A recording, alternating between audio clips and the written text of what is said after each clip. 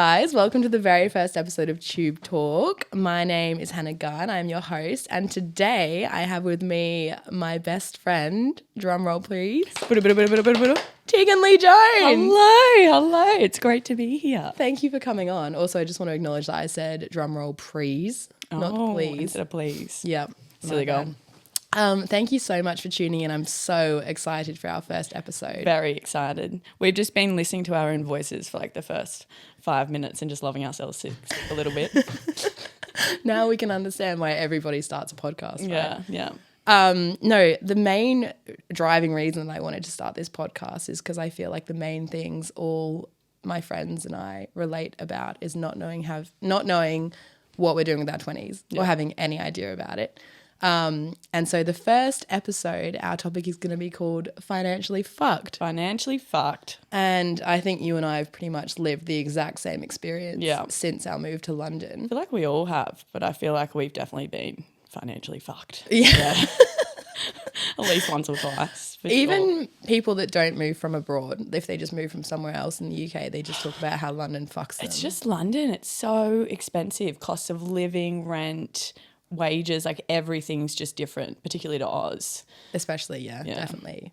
So we're going to kick things off just with a little introduction about yourself. Mm-hmm. So why did you move to London? Why not? I sort of just like everyone else really wanted to come over here, and then COVID happened. So I sort of finished uni, fucked around for a bit, went to Melbourne, and then one day literally woke up hungover, got on my phone, looked at the visa and then booked it. And then here I am. Sent you a message, said, hey, I'm coming. And then came over here more just for the experience, like to be close to Europe and be able to travel. Definitely not for career progression or to make money. Traveling with all your money. Yeah, with all my money. But more just for the experience, just to come over here and have a bit of fun. Do you reckon you've had that fun? I've had so much fun. We're going to get into so much fun. So are you able to tell us what you do for work? Yeah. So now I work, I'm a reformer Pilates instructor, and so I manage a studio in Notting Hill, which is lots and lots of fun. But yeah, I'm loving it at the moment. That's so good. And you've just transitioned into that role after doing something different for the first, how long was it? Year? Yeah, about 18 months. So when I first moved over here, I moved over for a job in social work, which I used to do in Oz.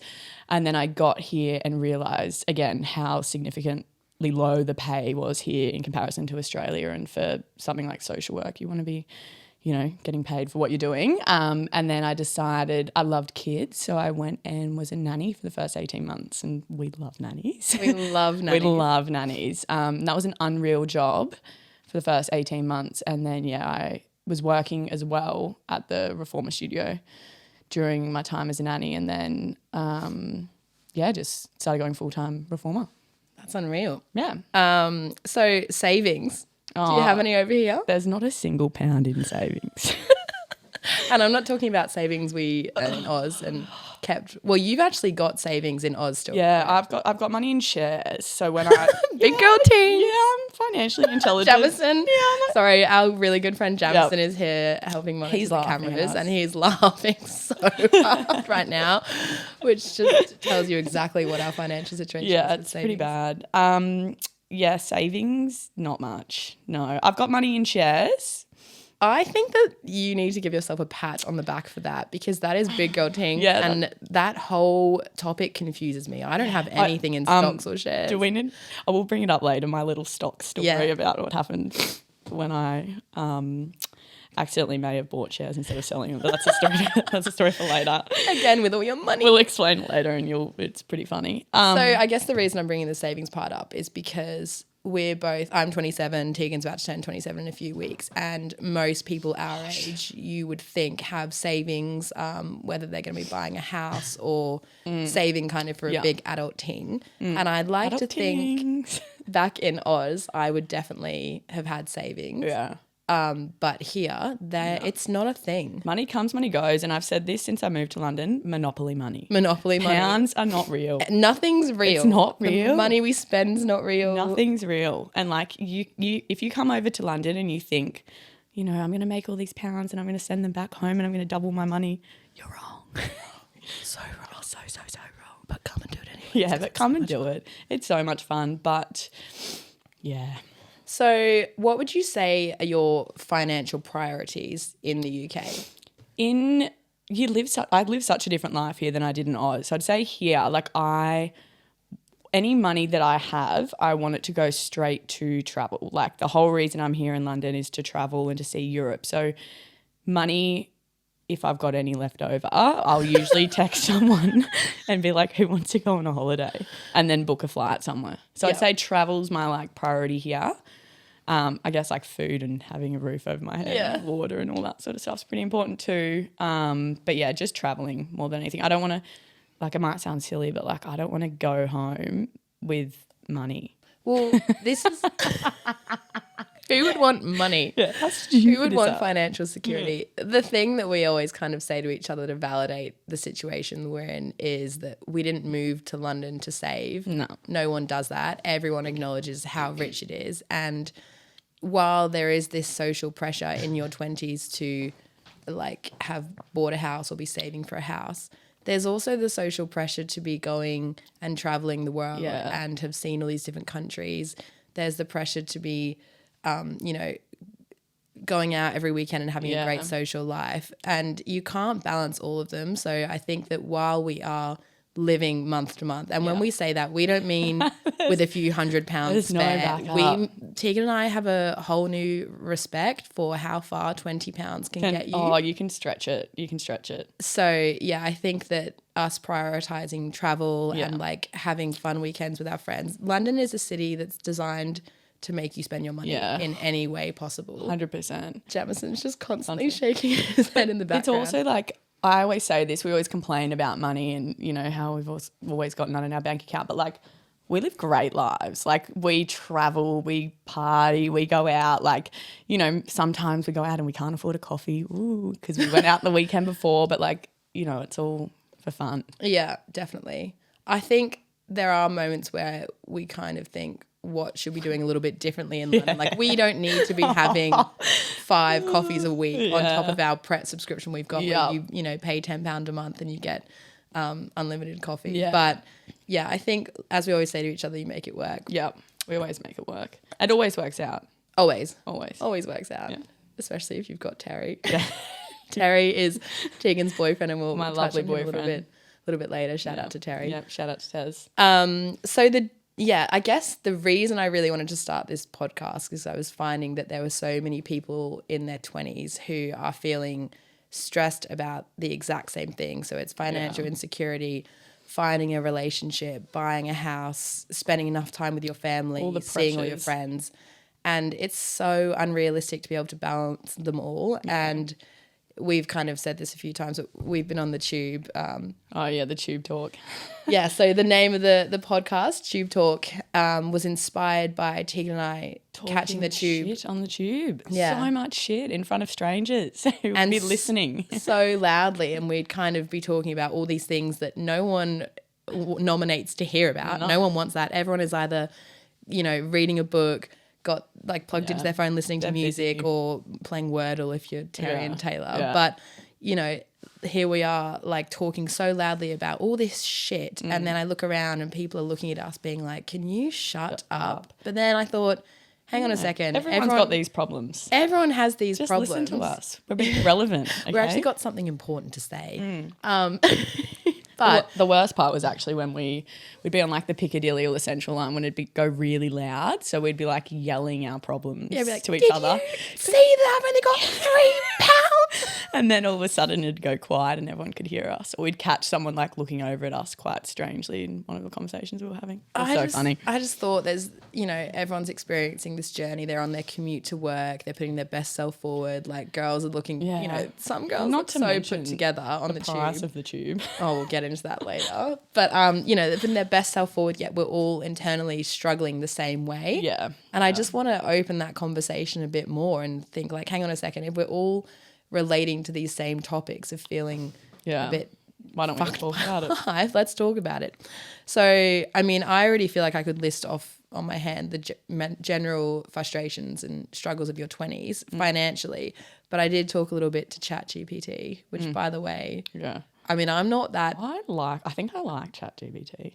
I just wish that we had it in school. Can you imagine it in uni? Oh, it'd be unreal. I need to put in ChatGPT how to make more money. How to not be financially fucked. So I asked ChatGPT what are the main financial struggles for people in their 20s, and firstly, entry level salaries, which is one of them. They are so low in the UK. Yeah, it's nuts. What would you guess is an entry level salary over here? I think, is it £18,000? It's £18,000. Yeah. Which, if you're listening in Australia, is roughly what, $36,000, which is nothing. Yeah. Especially because the cost of living over here is absolutely through the roof, and rent itself is the most expensive thing, I think. Yeah. And the golden rule is you spend about 30% of your salary on your rent. Here, we are spending about 58%. Yeah, it's rough as. It's so bad, and I just think it's so unfair. So it's nearly impossible to cover rent, living, and then even consider saving. Yeah. So it's 18,000, that's nuts. It's nothing. What is it in Oz? Like, Oz would surely be around like 50 I think it's or the mid. 60 My now. first role straight out of university was mid 50s, and Yeah, you don't same. even have to be going to uni now to be earning a salary like that. No.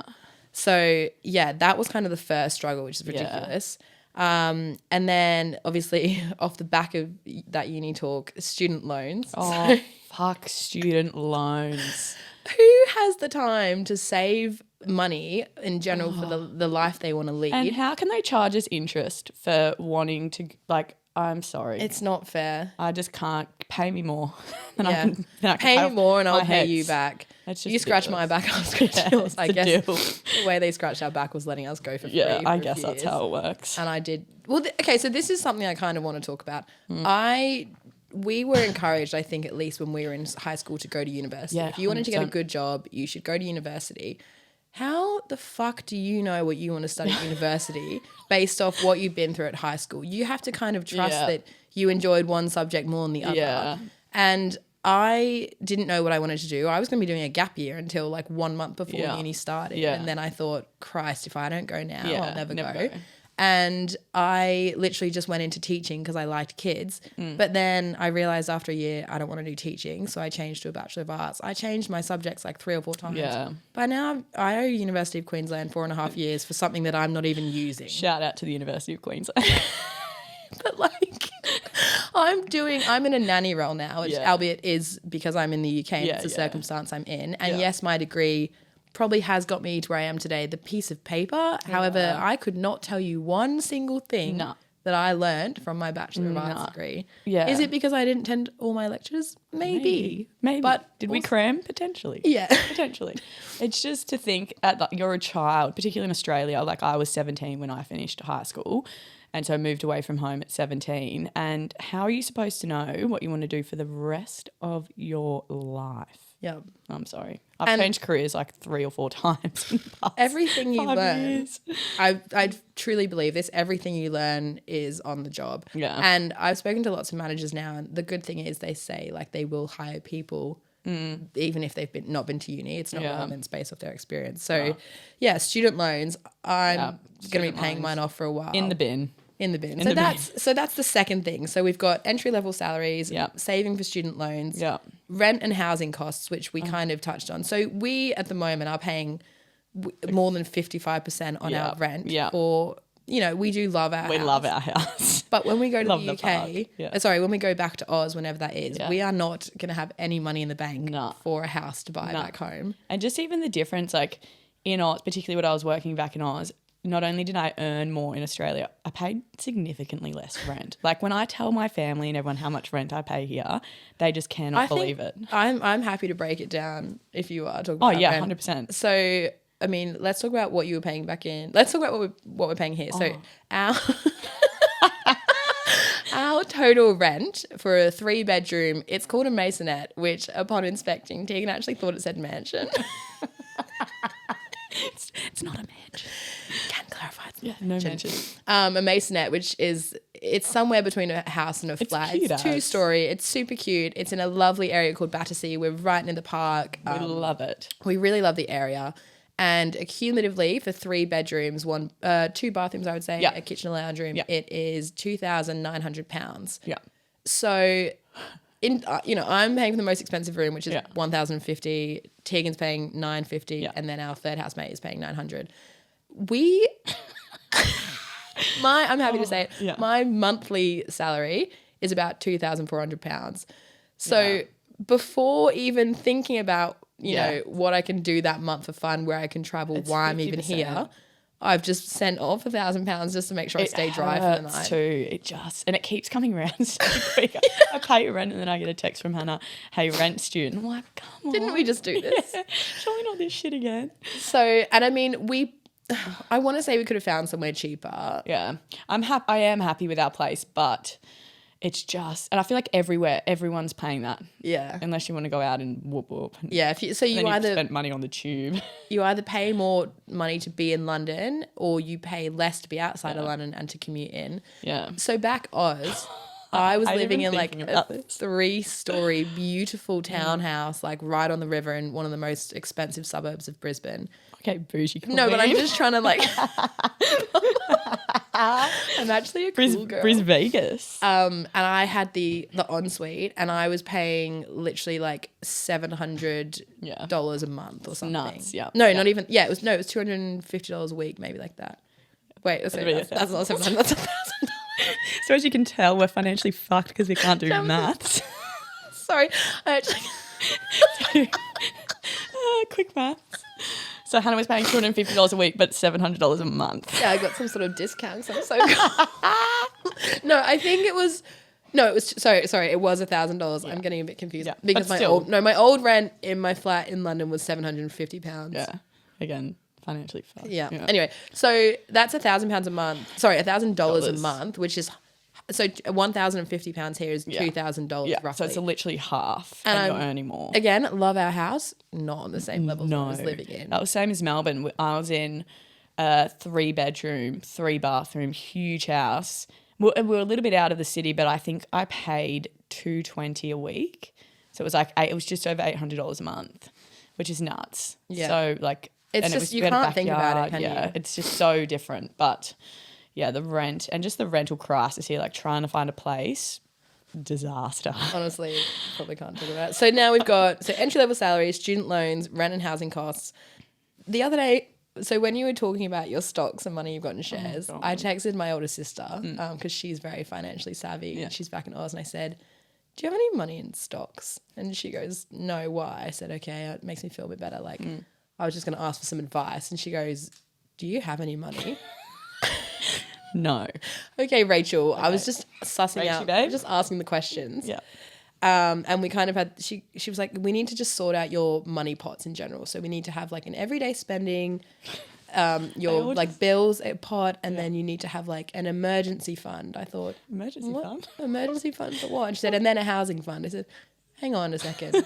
Firstly, so what? I need to start saving for a house while I move here. Secondly, 1, 2, emergency 3, fund. 4. Yeah. Okay." Oh, hang on a minute. And she made me fill out this whole spreadsheet of like how much I earn. And she was like, It is good. "No judgment, but just put in what you're spending things on at the moment." I thought, "No, I'm not going to do Girl, that. you don't want to Thank see you." how many times I buy a salmon bagel. Yeah.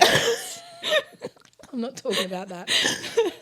So basically she said, like an emergency fund and a savings fund.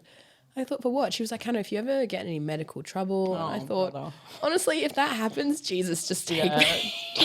It's my time to go. But again, that's like another thing that we're probably expected to do. Like, you know, in your 20s, they say, look after your health. Like, we're about to touch on some doctors and dentist appointments we have. But we're meant to have, you know, this emergency fund for if things go wrong.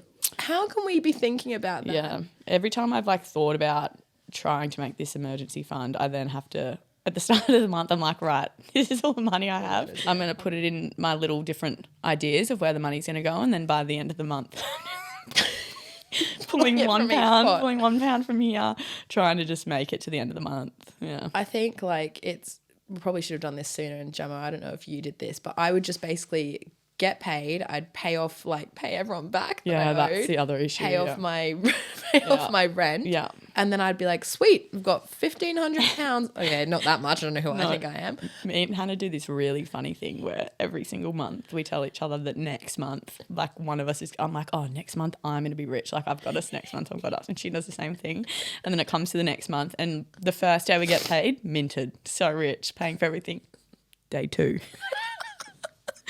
Realise that we're back to being poor enough to budget £10 to last for the next month. I would love to go through our transaction history and see how many times we've sent each other £100 to stay afloat. Because I'll be like, how's your money going? And you'll be like, well, I've just paid rent, so I've got £200 left for another 3.5 weeks. And I'll be like, I'll send you £50. Yeah. And you go, and then we trade back. Yeah, and then send it back. It's ridiculous. It's so funny. It's what's brought us together. Yeah. We get it. We just get it. Being poor. And then investing, in stocks and shares, that's another stress that we have. I don't know, Jamison, do you have any money in stocks and shares?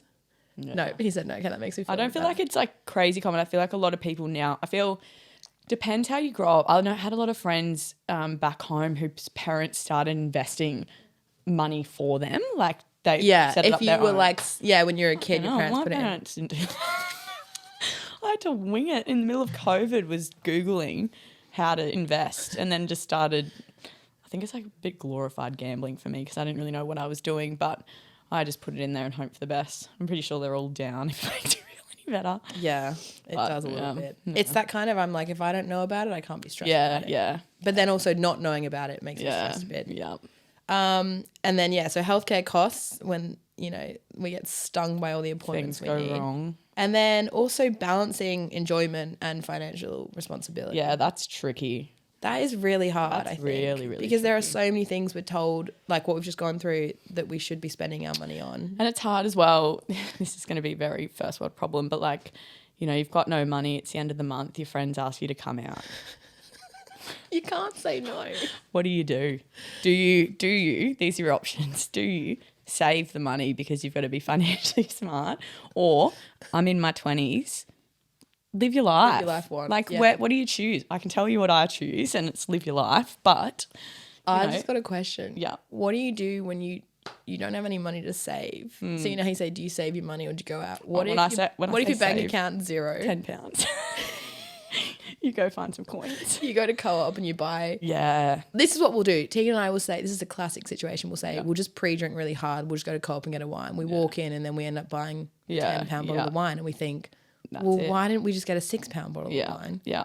And then it just escalates. And then it's 2 a.m. It's 2 a.m. You're somewhere you don't want to be.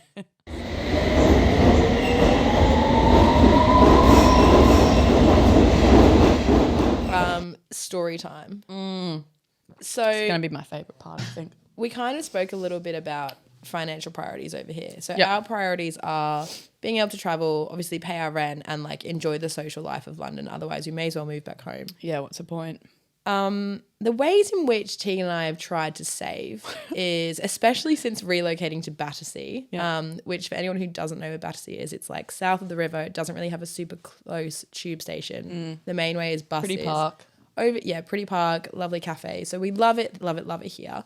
But we used to live right near a tube station and we gave a lot of money to TfL all the time. Every time we tapped on, I was certain they took a different amount. TfL was loving it. Yeah, they were absolutely soaking us, rinsing us dry. Yeah. We both were quite scared of bikes and riding in London when we moved here. Petrified. I just wouldn't get on one. Yeah. Everyone kind of, our friends that rode bikes were like, do it. It's the best way. You save so much money. And it's I fun. just thought I was going to die. Oh, no, I think that. Yeah, I think that still could be the way we go. Yeah. But then we got a newfound love for Lime bikes. And I'm a forest bike girly. I love the forest. What were you at the beginning?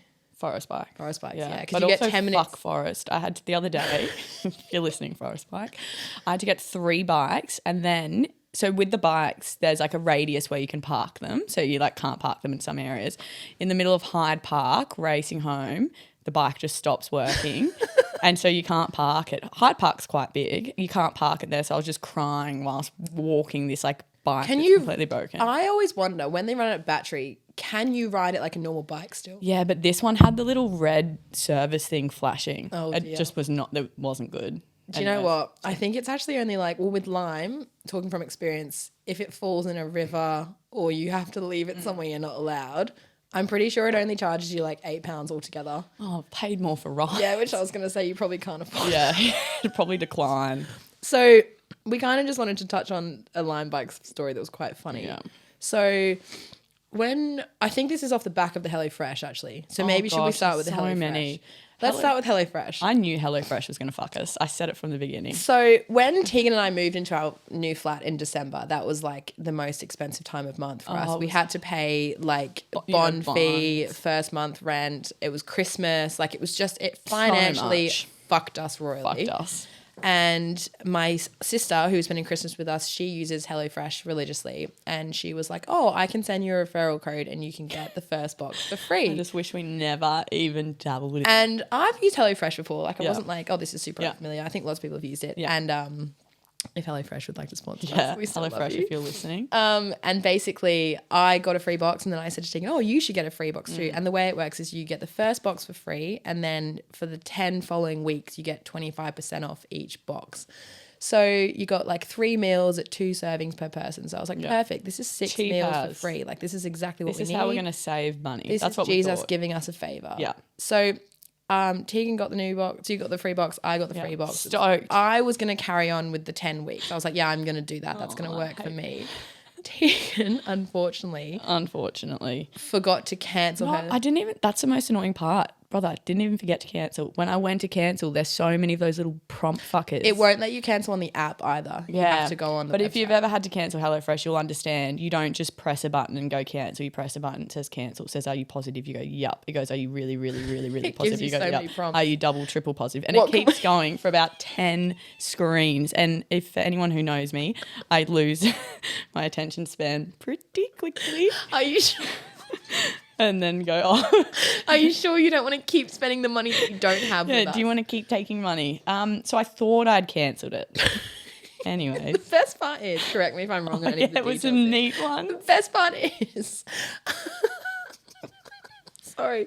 So we can cut this out if you don't want this in. But you, I think, had about £32. Oh, it in was your account. the worst month of my entire life. Like I had nothing. I think it was about £32. And so Nothing. once you get the free box, it was £26. It was £26 afterwards with the 40% or 25% discount, whatever it was. The kicker in it all was that when the money came out, I was like, oh, you're joking. So I went onto the account, sent them a message or whatever, and I don't eat meat. And the lady on HelloFresh said there was nothing she could do for me and that the full meat box was coming straight to my house. But moral of the story, bless the nice little lady on the phone. She actually helped me and she gave me a refund and stopped the box from coming. This happened on the Friday.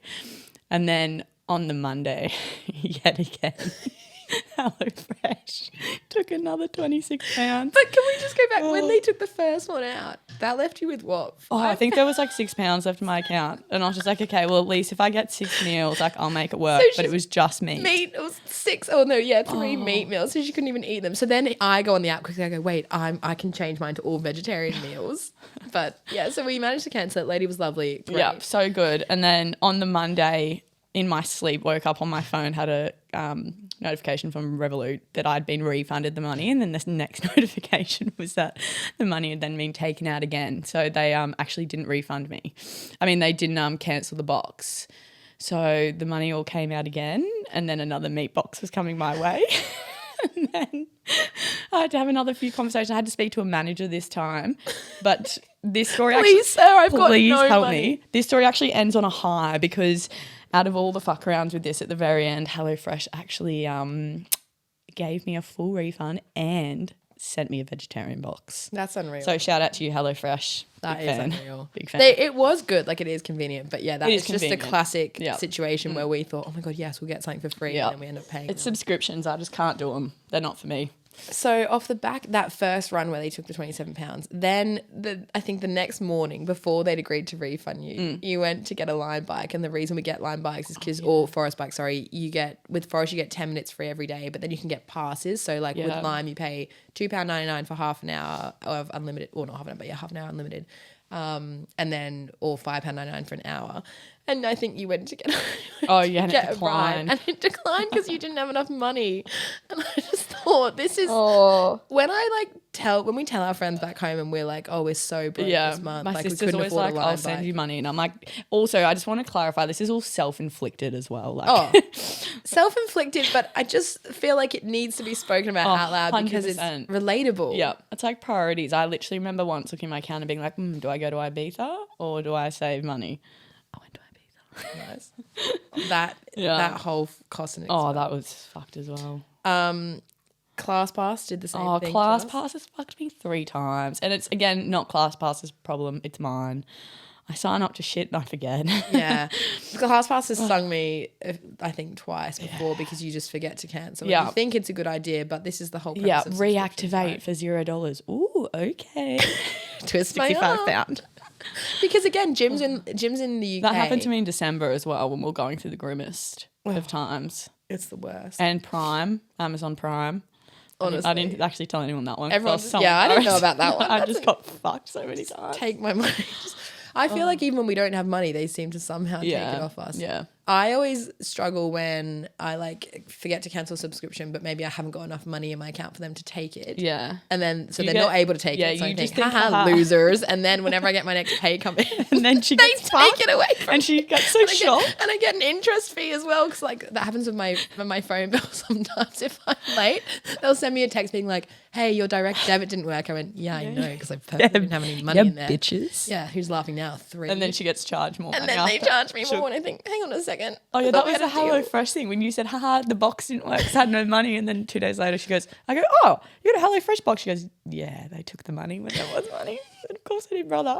I thought they might have sent because the box arrived before they took the money out of my account. I went, yes, yippee. Girls were rich. I got free food and I didn't have to pay for it. Next minute. We didn't get free food. Oh, I mean, I did, but you didn't. I didn't. Yeah. And then unfortunately there's something in our nature, and I'm sure lots and lots of people are like this, where even if you and I don't have much money to our name, you can bet your bottom dollar or your bottom shout pound around. we will be the first fuckers to offer to get the Uber. Yeah. I don't know why we do that, No. but I'm sure there's lots of people out there. Yeah, that are everyone like can that. relate. It's what goes around comes around, hopefully. And if there's an expensive way to do something, we will find it. There's also, if there's a cheap way, I'll find it. But it's like I do the Really? cheap. It's like, you know what it is? It's like... Can you tell me about I've never that? done anything cheap in my life. But it's like when we... Right, pre-drinks. Pre-drinks, for instance. Sorry, So this quote is- Teagan Lee, I've never done anything cheap in my life. We'll come back to that part. We'll buy, for instance, pre-drinks. We'll buy a cheap bottle of wine. It's so intelligent, so smart, amazing from us. We'll buy one each, maybe. Drink the whole bottle. Then we'll go to a bar. And I'll buy fucking 5 glasses of wine as well. Like, that defeats the entire purpose of the pre-drinking. Yeah, because the pre-drink gets you so drunk that then you don't care about how much money you Yeah, spend. like why don't we just get 2 bottles of wine like we did at dinner the other week? That ended so well. And drink the 2 bottles of wine. That would be smarter. But yeah, the intentions are always there. Yeah. But they just get lost in the... I think you and I, we always say to each other, like, we make it work. And that's why we don't slip out of our bad habits, basically, because we kind of nurture them. Yeah, we nurture them. We need them. Okay, so yeah, the shift to adulthood. So everything that kind of comes with the new responsibilities from being a child, or, you know, having your parents pay for everything, and then shift to all of this. I think everyone's expected to just figure it out. And I don't think, you know, in schools, I think there should be conversations around budgeting. Yeah, I don't feel like we have, even with like, you talk about stocks and stuff, like there was a little bit we went over that in school, but no one really goes into it like detail with you, or even about like HECS, like student loans. Obviously we all knew we were getting it, but I didn't understand the extent of even interest, like all that sort of stuff on your HECS. Like you've just got no idea.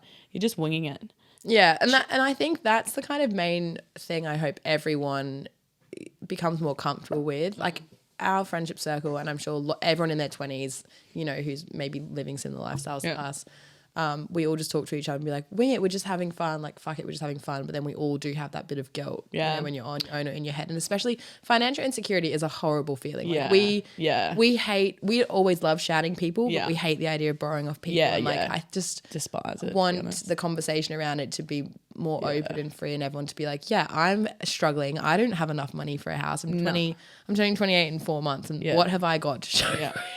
Good times, baby. Good times and a life in London.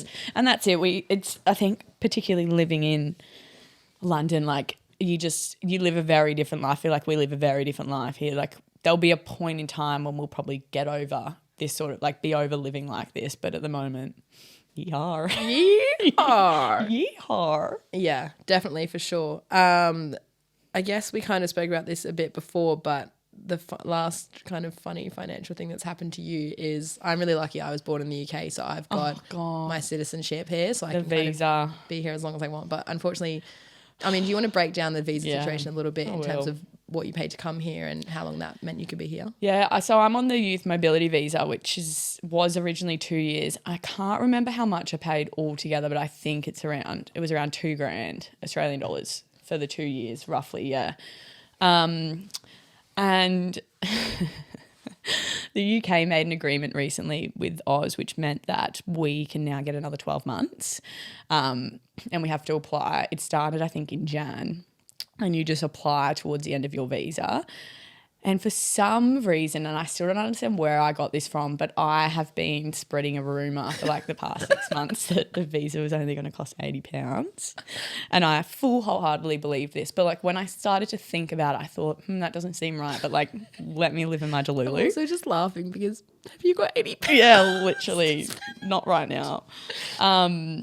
So yeah, I was fully living in this little Delulu world of an £80 visa for a year, which makes absolutely no sense. Anyways, it's actually £1,000.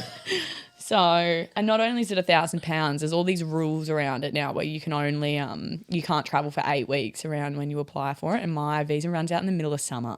This is just where I'm talking about. I feel like no matter what move we make, and I know this directly impacts you, but like, well, your life, my life, two bodies, one mind. Yeah.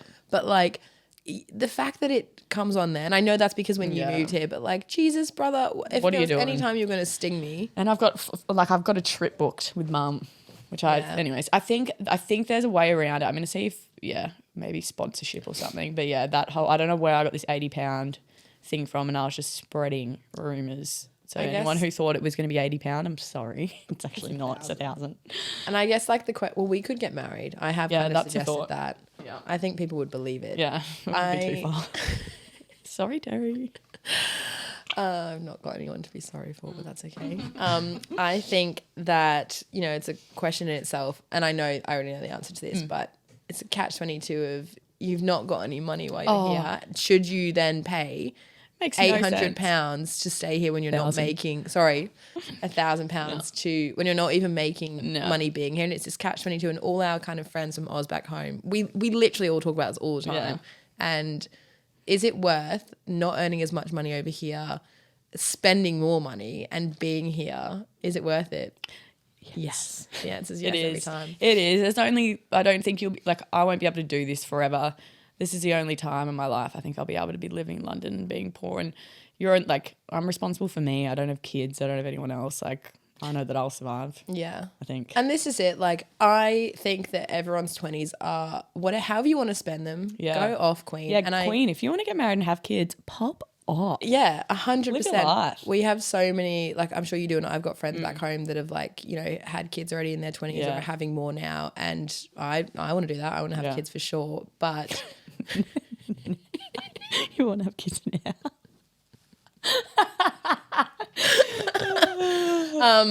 That's why I became a nanny. Enjoy the perks of that. So we can have the kids but not have to pay for them. Exactly. They can pay for You want a snack? I'm eating salad.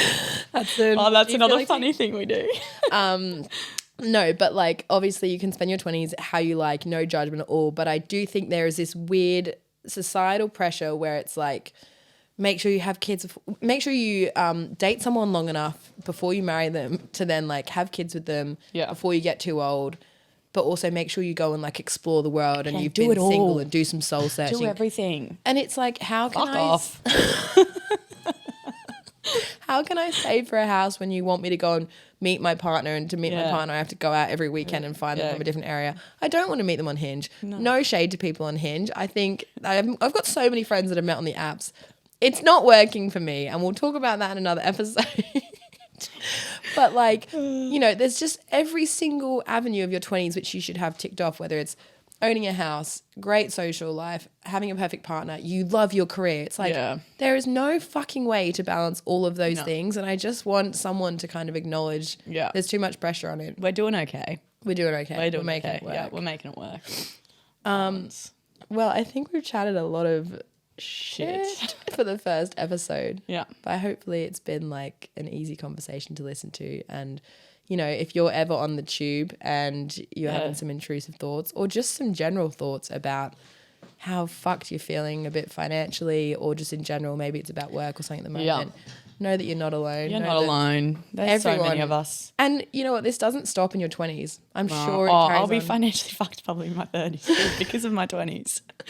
Forever. It'll carry on. This is kind of where I'm at the moment. I've still got two and a bit years until I'm 30, but I'm now realizing that I think, yikes. I'm now realizing that maybe your 20s are meant to be a little bit fucked to set you up for your... Well, maybe you're probably meant to be saving so you're good in your 30s, but like all the things that I'm stressing I should be doing now, I've got time in my 30s as long as I don't get hit by I feel like 20s we just test. 30s... go. Go. Come up with a Green plan. light. Yeah. Run. As long as we don't get taken out by a bus. Oh, while die we're on a bike. forest bike. In the meantime, we'll be good. Yeah, we'll be fine. Yeah, so thank you so much. You know, I'm assuming this first episode is purely just going to be our friend. Yeah. and taking Thanks, the guys. absolute piss. So thanks for listening to a virtual conversation with us. But please send through any relatable, funny, financially fucked stories that might be a bit similar to what we just said, or just in general if it's... There's so much. Like I can think of like even a million more. So anything anyone has, send on in. It's HelloFresh or Forest Bike. Would love to hear about it as well. Class bar. And this is definitely no shade is being thrown at them. It's all self-inflicted. No. Yeah. They're great companies. They're making great money. Also, excuse the spicy cough. Just came out. Oh my God.